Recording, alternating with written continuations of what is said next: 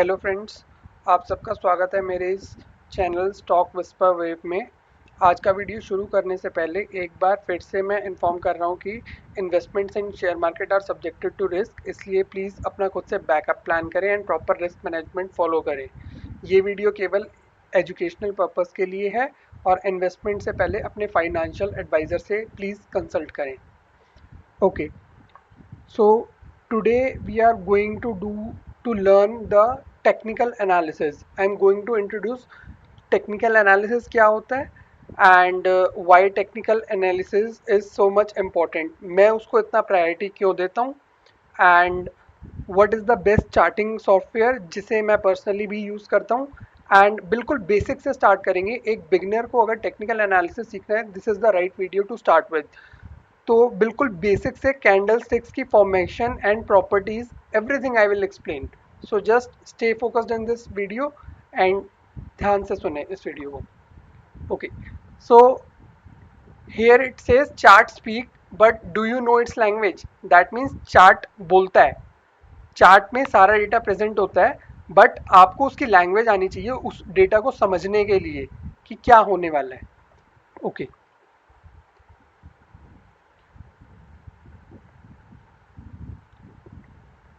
so first of all, fundamental analysis versus technical analysis. Fundamental analysis में क्या होता है, balance sheet, PNL statement, cash flow, quarterly result and in सब चीज़ों को रीड करके एक फेयर वैल्यू पता लगाई जाती है ओवरऑल ग्रोथ कंपनी की कहाँ तक हो सकती है, अभी कहाँ स्टैंड करती है, और ये सब चीज़ें अगर अच्छी आ रही हैं तो एक इन फ्यूचर कहाँ पर कंपनी स्टैंड करेगी। तो for longer term fundamental analysis बहुत अच्छा होता है एंड बहुत अच्छे रिजल्ट्स भी प्रोवाइड करता है। But as a technical analyst हम फंडामेंटल एनालिसिस को बिल्कुल भी कंसिडर नहीं करते। क्यों नहीं करते, उसके अपने अपने रीजंस हैं। टेक्निकल एनालिसिस में क्या होता है, टेक्निकल एनालिसिस में प्रॉपरली चार्ट बेस्ड स्टडी होती है। हिस्टोरिकल में किस तरीके के प्राइस एंड वॉल्यूम ने प्राइस एक्शन फॉर्म किया एंड उसके अकॉर्डिंग हम प्रेडिक्ट करते हैं फ्यूचर में ये कैसा परफॉर्म करेगा। और ये टोटली डिमांड एंड सप्लाई के ऊपर प्रिडिक्ट करते हैं कि कहाँ पर प्राइस की डिमांड आ रही है। डिमांड आ रही, as per the rule of economics, अगर किसी चीज़ की डिमांड हाई है तो उसका प्राइस अप मूव शो करेगा, और अगर किसी चीज़ में सप्लाई ज़्यादा है as compare to demand, that means उसका प्राइस डाउन मूव शो करेगा। इस तरीके से हम चार्ट को रीड करते हैं और पता लगाते हैं कहाँ पर डिमांड है, कहाँ पर सप्लाई है and collective behaviour patterns like same सोचने वाले लोग कैसे एंट्री एग्जिट प्लान करते हैं, जिसकी वजह से पैटर्न्स फॉर्म होते हैं चार्ट के ऊपर, उनको हम ऑब्जर्व करेंगे, सीखेंगे कि कैसे क्या चीज़ें फॉर्म होती हैं। स्टेप बाय स्टेप हम चीज़ों को सीखेंगे। जैसे जैसे हम आगे आगे बढ़ते जाएंगे आप धीरे धीरे सीख जाएंगे कि प्राइस एक्शन को कैसे रीड किया जाता है। एंड एक टेक्निकल एनालिस्ट ये मानता है कि चार्ट पर सारा डेटा प्रेजेंट है। सारा, जब मैं ये बोलता हूँ सारा डेटा प्रेजेंट है, that means you don't bother about what is coming in news या फिर फंडामेंटल्स क्या बोल रहे हैं, because there is a theory called front runners. देखो, कोई भी चीज़ एज अ रिटेलर हमको बहुत बाद में पता चलती है। There are a lot of things like insider trading, मतलब बहुत जगह हम बहुत स्मार्ट बंदे हैं जिनको हम रिटेलर से बहुत पहले ही चीज़ें पता लग जाती हैं और वो अपनी पोजीशंस पहले ही या तो बना लेते हैं या फिर बेच देते हैं। तो हमको सिर्फ स्मार्टली उनको फॉलो करना होता है एज पर टेक्निकल एनालिसिस। हम उन ये देखते हैं कि कहाँ पर अपमूव आने वाली है, और अपमूव आने से पहले उस चीज़ को हम चार्ट पे ही ऑब्जर्व करके पकड़ने की कोशिश करते हैं। इस वे में एक टेक्निकल एनालिस्ट हमेशा सोचता है कि मैं एक फंडामेंटल एनालिस्ट से वे फास्टर और वे एडवांस्ड हूँ। Okay, this is the difference between technical analysis and fundamental analysis. So why do we choose technical analysis, इसको मैं बिल्कुल आपको एग्जाम्पल के साथ बताऊंगा। देखो, अभी ये पॉइंट मैं आपको बता चुका हूँ कि टेक्निकल एनालिस्ट मानता है कि सारा डेटा चार्ट पर प्रेजेंट है। स्टॉक को कितना भी आप मैन्युपुलेट कर सकते हो, लेकिन आप एक चार्ट को मैन्युपुलेट नहीं कर सकते, बिकॉज बेशक से आप एक सिंगल क्वांटिटी खरीदो, that is also reflected on chart, या फिर आप बल्क में क्वांटिटीज खरीदो, that is also reflected in chart. आप बातें तो बना सकते हो, न्यूज में मैनिपुलेशन कर सकते हो, लेकिन आप चार्ट के डेटा में मैनिपुलेशन नहीं कर सकते। That's why a technical analyst believe that कि चार्ट के अंदर सब कुछ प्रेजेंट है और कोई भी न्यूज आ रही है, कुछ है, वो ऑलरेडी चार्ट डेटा पर एडजस्ट हो चुका है, बस आपको वो रीड करना है। और जो भी न्यूज आती है, believe me it is a stale for retailers. Always believe you are the last person reading that news. You are not the first person, and don't react on the basis of a news. इसके मैं आपको बहुत सारे examples दिखाऊंगा अभी।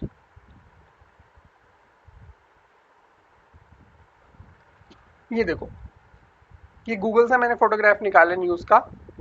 8 फरवरी 2024 की news है ये। SEBI slaps this much fine on 5G business analyst और experts. Why? Because they were manipulating through the news channel. Read करना, बहुत चीज़ें मिलेंगी, और एग्जांपल दिखाता हूँ आपको। MMTC एक स्टॉक है जिसको मैंने काफ़ी लो पे बाय किया हुआ है, ऑलमोस्ट 33-34 पे बाय किया था 2023 में ही। एंड अक्टूबर में ये कहीं 90 के अराउंड ट्रेड कर रहा था उस टाइम पे। उस टाइम पर एक नेगेटिव न्यूज़ आती है कि ऐसे ऐसे ये कंपनी बंद होने वाली है। Then after that all of a sudden these news disappear.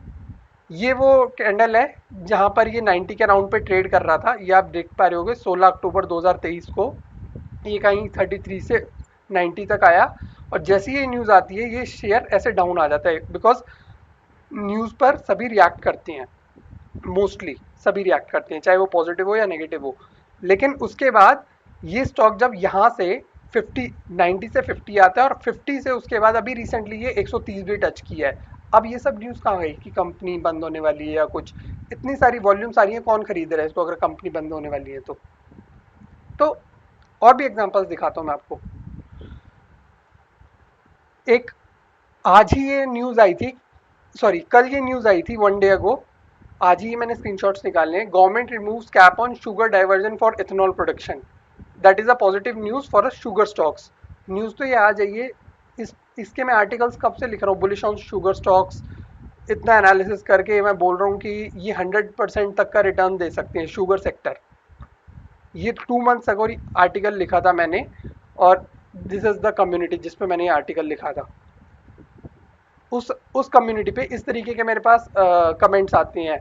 This is marked as NPA by many banks. डेप्ट टू इक्विटी रेशियो, फंडामेंटल्स को लेके बात करते हैं।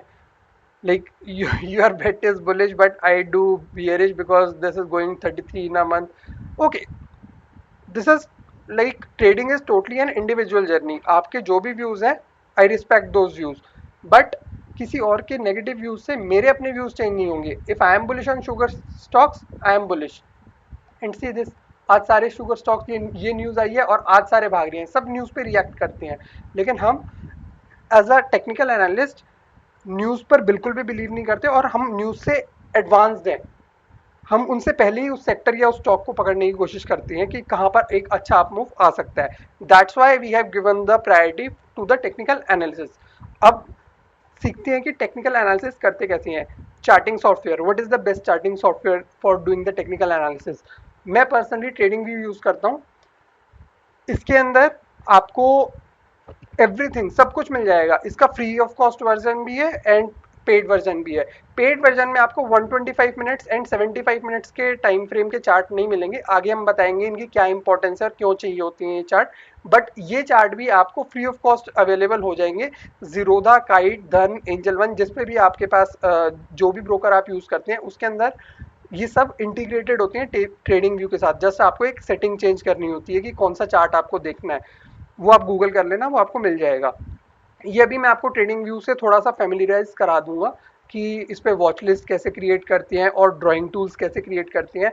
बिल्कुल बेसिक से, एज अ बिगनर आपको कुछ भी नहीं आता, मैं ये मान के चल रहा हूँ, और बिल्कुल बेसिक से आपको सारी चीज़ें बताऊंगा। ठीक है, एक बार क्विकली मैं आपको ये बता देता हूँ ट्रेडिंग व्यू का।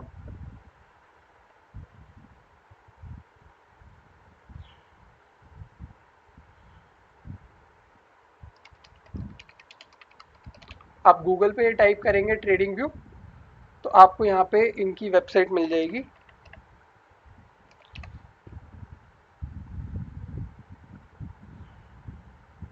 यहाँ पर आप गेट स्टार्टेड पे क्लिक कर लेना। इस पे आप एक बार अकाउंट बना लेना, साइन इन। मैं आपको बिल्कुल स्टार्टिंग से दिखा देता हूँ। इसमें अकाउंट अगर आपको इस पे बनाना है फॉर एग्जांपल, तो मैं लेट सपोज अपना email sign up with email suppose,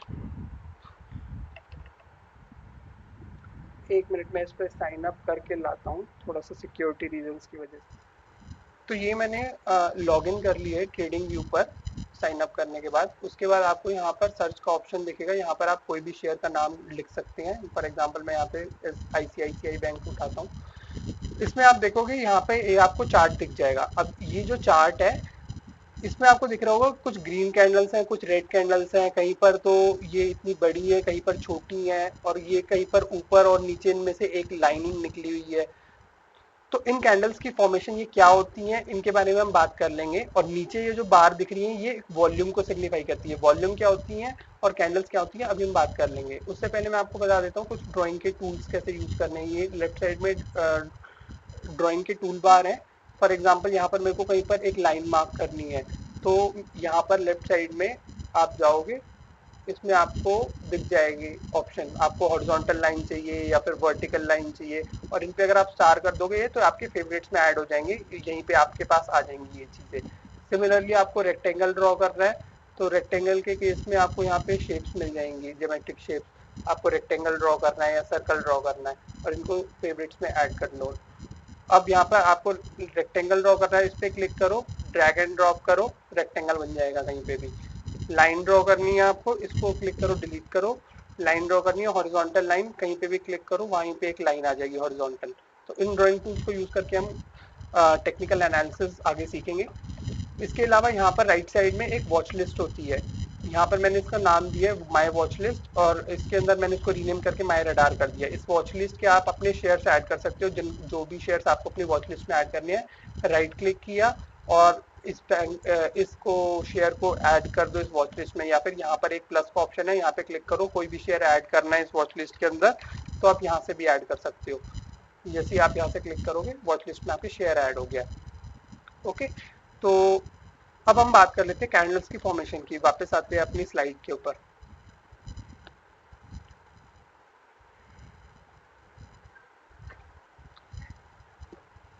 okay, अब हम कुछ बेसिक टर्म्स की बात कर लेते हैं।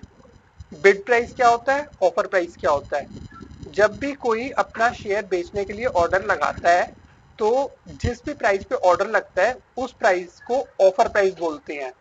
और जब भी कोई खरीदने के लिए ऑर्डर लगाता है कि ये शेयर मेरे को इतने का खरीदना है, तो जो खरीदने का प्राइस होता है वो हमेशा बिड प्राइस में जाता है। ये अभी नेक्स्ट स्लाइड में मैं आपको क्लियर कर दूंगा। बुलिश और लॉन्ग का क्या मतलब है। बुलिश एंड लॉन्ग जो है ऑलमोस्ट सिमिलर वर्ड्स हैं। बुलिश का मतलब होता है कि मैं इस शेयर पे बुलिश हूं, दैट मीन्स ये शेयर करंट मार्केट प्राइस से इंक्रीज करके ऊपर की तरफ जाएगा। और लॉन्ग का मतलब होता है कम प्राइस में खरीदना और महंगे प्राइस में बेचना। तो ऑलमोस्ट सेम थिंग हुई। इसका ऑपोजिट होता है बियरिश या फिर शॉर्ट। बियरिश का मतलब होता है I am bearish on this share, that means ये करंट मार्केट प्राइस से डिक्रीज होके नीचे की तरफ आएगा। और शॉर्ट का मतलब होता है महंगे प्राइस पे पहले बेच देना और बाद में जब उसका रेट कम हो जाएगा तो उसको खरीद लेना स्क्वायर ऑफ करने के लिए। CMP और LTP। CMP stands for current market price and LTP stands for last transaction price। तो इन दोनों का मतलब सेम होता है, करंट मार्केट प्राइस बोलो या LTP बोलो एक ही बात है। अब ट्रांजैक्शन कैसे होती है, ये चीज बहुत ही फंडामेंटल और बेसिक थिंग है। एनालिसिस को समझने के लिए आपको ये चीज पता होनी चाहिए कि कोई भी ट्रांजैक्शन कैसे प्लेस होती है। अब ये ICICI बैंक का शेयर है, ये स्क्रीन आपको अपने ब्रोकर्स के पास दिखती होगी जहाँ पे बिड की वैल्यू और ऑफर की वैल्यू है। तो ये ICICI बैंक बता रहा है इसका करंट मार्केट प्राइस चल रहा है 653.40। तो किसी भी ट्रांजैक्शन को सेटल होने के लिए सेम प्राइस पर एक बायर होना चाहिए और एक सेलर होना चाहिए, तभी वो ट्रांजैक्शन अकर होगी उस प्राइस पर। अब इसमें आप देखोगे फॉर एग्जांपल 653.50 पर 653.50 पर बेचने के लिए शेयर्स लगा रखे हैं। अभी मैंने आपको बताया था अगर आप बेचने के लिए ऑर्डर लगाओगे तो वो ऑफर में जाएगा, तो 0.50 पर बेचने के लिए ऑर्डर लगा रखे हैं और 292 शेयर्स अवेलेबल हैं बिकने के लिए इस प्राइस पर। लेकिन इस प्राइस पर खरीदने वाला भी तो चाहिए, खरीदने वाले इस प्राइस से हमेशा कम दिखेंगे आपको। अगर यहाँ पे 0.40 है तो यहाँ पे 0.35, 0.30, 0.25 लाइक दिस दिखेंगे। और बेचने वाले हमेशा देखो, बेचने वाले हमेशा चाहेंगे जो प्राइस चल रहा है मैं उससे महंगे में बेचूं। तो देखो यहाँ पे 40 है तो या तो 40 पे बिकेगा या 45 पे या 50 पे या 60 पे या 65 पे। और खरीदने वाला हमेशा चाहेगा या तो मैं सेम प्राइस में खरीदूं या फिर सस्ते में खरीदूं। तो इसलिए जो बंदा सबसे महंगा खरीदने के लिए रेडी है उसको फर्स्ट प्रायोरिटी दी जाएगी। यानी कि ये देखो इस पूरी लिस्ट में ये सबसे ज्यादा है। 653.35 is greater than 653.30 which is further greater than 653.25। तो जिस तरीके से ऑक्शन में जो सबसे ज्यादा की बिड लगाता है उसको प्रायोरिटी दी जाती है खरीदने के लिए, उसी तरीके से सेलर्स में जो सबसे सस्ता बेचने वाला है उसको प्रायोरिटी दी जाती है। अब फॉर एग्जाम्पल यहाँ पर 653.35 पर खरीदना चाहते हैं बंदे, लेकिन यहाँ पर बेचने वाले 0.40 में बेचने वाली हैं, तो इस केस में ट्रांजैक्शन नहीं होगी जब तक या तो कोई 0.35 में यहाँ से सेलर की साइड से बेचे ना इसको, या फिर कोई बायर की साइड से इस प्राइस पे खरीदे। तो जब ये दोनों, ये जो फर्स्ट रो है जब ये मैच हो जाती है, ये दिखती नहीं है रियल टाइम में, लेकिन जब ये मैच हो जाती है उस प्लेस पे ट्रांजैक्शन अकर होती है और वो जो जिस भी प्राइस पे ट्रांजैक्शन होती है वो प्राइस यहाँ पर अपडेट हो जाती है। अगर आपने रियल टाइम डायनेमिक में देखा होगा तो ये डायनेमिकली चेंज होती रहती है वैल्यूज। तो इस तरीके से ट्रांजैक्शन हैपन या फिर अकर होती है और इसको इसीलिए हम बोलते हैं लास्ट ट्रांजैक्शन प्राइस। अब वॉल्यूम क्या होती है? वॉल्यूम अभी हमने चार्ट पे देखा था, किसी भी कैंडल के लिए नीचे बार में वॉल्यूम थी, आगे हम दोबारा देख लेंगे, बट अभी समझना जरूरी है होती क्या है। किसी भी गिवन ड्यूरेशन में, एक दिन में, एक घंटे में, एक वीक में या फिर एक महीने में, किसी भी गिवन ड्यूरेशन में टोटल नंबर ऑफ ट्रांजैक्शन जो सेटल हुई हैं उसको हम वॉल्यूम बोल देते हैं। कितने शेयर्स खरीदे बेचे गए हैं उसको हम वॉल्यूम बोलते हैं। ओके, अब बात करते हैं कैंडलस्टिक्स फॉर्मेशन की। कैंडलस्टिक्स कैसे फॉर्म होती है? अभी हमने देखा था या तो ग्रीन कलर की कैंडलस्टिक्स थी या फिर रेड कलर की कैंडलस्टिक्स थी। तो ग्रीन कलर की कैंडलस्टिक सिग्निफाई करती है कि प्राइस में इंक्रीज हुआ है। अब ये कैंडलस्टिक किस बेसिस पे फॉर्म होती हैं? इस कैंडलस्टिक्स का open, low, high and close, इसको हम OHLC ये भी बोल देते हैं। अगर मैं आपको एक बार दोबारा चार्ट पे दिखाऊं तो आपको ये चार्ट पे दिख जाएगा किसी भी कैंडलस्टिक का, किसी भी कैंडलस्टिक पे अगर आपको ओपन, हाई, लो, क्लोज देखना है बस आपको होवर करना है, उस कैंडल पे जाना है और जिस भी कैंडल का आपने देखना है बस आपको उस कैंडल पे कर्सर प्लेस कर देना है और उसके बाद यहाँ पर वैल्यू देख लेना है। ये वैल्यू चेंज हो रही है, O means open, high means high, H means high, L means low, C means close. तो फॉर एग्जांपल मेरे को इस कैंडल का देखना है, तो इस कैंडल का अगर मेरे को ओपन, हाई, लो, क्लोज देखना है तो ऊपर आप देख पा रहे हो ओपन इसका 1170.25, हाई इसका 1206 एंड लो इसका 1167.65 एंड क्लोज है 1197.95। अगर हम इनको खुद मैनुअली मार्क करके देखें, अब ग्रीन कैंडल में क्या होता है? ग्रीन कैंडल में हमेशा ओके, ये जो कैंडल होती है इस कैंडल में जो फिल्ड पार्ट है, जो कलर फिल्ड पार्ट है, इसको हम कैंडल की बॉडी बोलते हैं और जो इसमें ऊपर लाइंस निकली हैं ऊपर और नीचे, इसको हम विक पार्ट बोलते हैं। तो ग्रीन कैंडल में प्राइस इंक्रीज बताता है कि यहाँ पे प्राइस इंक्रीज हुआ है। तो अगर मैं आपको मार्क करके दिखाऊं, ये ग्रीन कैंडल की जो लोअर बॉडी है ये हमेशा ओपन को सिग्निफाई करेगी। ये देखो इस ग्रीन कैंडल की मैंने लोअर पे रखी है,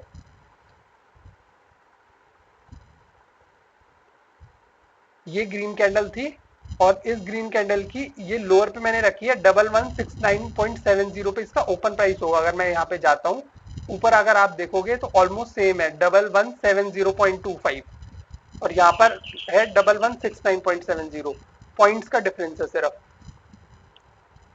सिमिलरली अगर सेम लाइन को मैं इस कैंडल की अपर बॉडी पे रखता हूँ, ये इसका कैंडल का ग्रीन कैंडल का क्लोज है, ग्रीन कैंडल की अपर बॉडी उसका क्लोज सिग्निफाई करती है कि प्राइस यहाँ पर ओपन हुआ था, इतने का लो लगाया, जो इसकी लोअर विक है जहां तक भी आई होगी उतने का लो लगाया, और ये इतने का हाई लगाया, और ये इसका क्लोज है।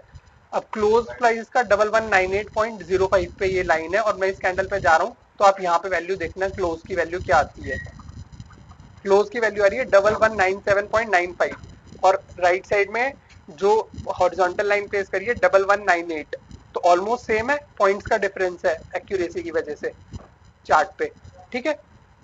अगर अब सिमिलरली मैं इसको हाई पे प्लेस करूं इस कैंडल की, तो ये इसका हाई है, हाई प्राइस इसका ऑलमोस्ट इतना है 1206 के पास। अब सेम कैंडल का ऊपर आप हाई चेक करो कितना है, 1206 है, सेम ये बिल्कुल एग्जैक्टली लाइन प्लेस हुई है। सिमिलरली रेड कैंडल में क्या होता है, रेड कैंडल में जो अपर बॉडी होती है, फॉर एग्जांपल रेड कैंडल में, यहां से मैं एक बार टाइम फ्रेम चेंज कर देता हूं। फॉर एग्जाम्पल अब ये एक रेड कैंडल है, इस रेड कैंडल की अगर हम बात कर लेते हैं, इस लाइन को हम पकड़ के नीचे ले आते हैं। अब ये एक रेड कैंडल है, इस रेड कैंडल में जो इसका ओपनिंग प्राइस है वो अपर बॉडी पे आ जाता है। ग्रीन कैंडल में ओपनिंग प्राइस नीचे होता है, रेड कैंडल में ओपनिंग प्राइस ऊपर होता है।